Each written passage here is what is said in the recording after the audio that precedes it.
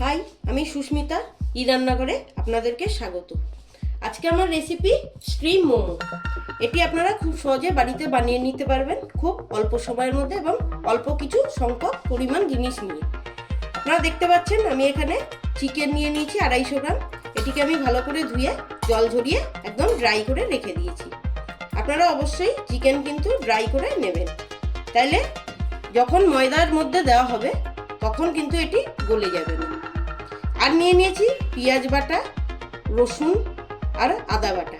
এখানে আমি 5টা রসুন ক্রাশ করে নিয়েছিলাম এবং আদাও ক্রাশ করে নিয়েছি, পেঁয়াজও ক্রাশ করে নিয়েছি। আর নিয়ে নিয়েছি ময়দা। ময়দা আমি ভালো করে মেখে এরকম লেচি বানিয়ে রেখেছি। আপনারা খুব ছোট ছোট করে লেচি বানিয়ে নেবেন এই মোমো বানানোর জন্য। মোমো বানানোর জন্য আমি এখানে সয়া সস ঢেলে নিচ্ছি। এবার আমি গ্রেট করে রাখা পেঁয়াজ রসুনটিকে দিয়ে দিচ্ছি গোলমরিচ গুঁড়ো। আমরা যেহেতু একটু ঝাল বেশি খাই তার জন্য আমি এখানে গোলমরিচ বেশি নিলাম। আর নিয়ে নিচ্ছি চিকেন মশলা। এখানে আমি 1 চামচ চিকেন মশলা নিয়ে নিলাম। আর দিয়ে দিচ্ছি 1/2 চামচ নুন। আমি এবার এগুলিকে ভালো করে মাখিয়ে মিনিট 10 রেখে দেব, যাতে মশলাগুলি মাংসের মধ্যে খুব সুন্দরভাবে ঢুকে যায়। আমি এখানে লেচিগুলো এবার বেলে নেব এক এক করে। তার জন্য আমি এখানে শুকনো ময়দা নিয়ে আস্তে আস্তে আমি ছোট করে লেচিগুলো বেলে নিচ্ছি। আপনারা দেখতে পাচ্ছেন আমি গোল করে কিন্তু লেচিটা বেলে নিয়েছি। আমি এবার এই লেচিগুলোর মধ্যে পুর ভরবো।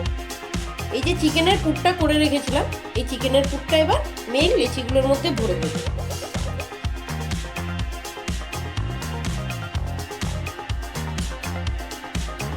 আপনারা দেখতে পাচ্ছেন আমি পুরটা কিভাবে ভরলাম। এইভাবে উল্টে জাস্ট হাত দিয়ে এটাকে চেপে দিতে হবে, বা আপনারা এইভাবে শেপ করে নিয়ে নিতে পারেন।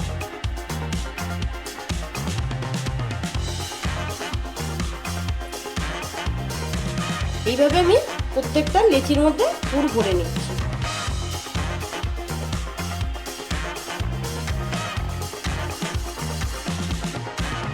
আপনারা দেখতে পাচ্ছেন আমার কিন্তু মোমো রেডি।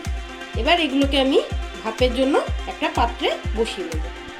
এই পাত্রের মধ্যে আমি তেল মাখিয়ে নিয়েছি, যাতে করে মোমোগুলো যখন হয়ে যাবে স্টিমে তখন যেন আটকে না যায়। জল রয়েছে কড়াইয়ের, হাফ কড়াই জল নিয়ে আমি একটা পাত্রে বসিয়ে নিয়েছি।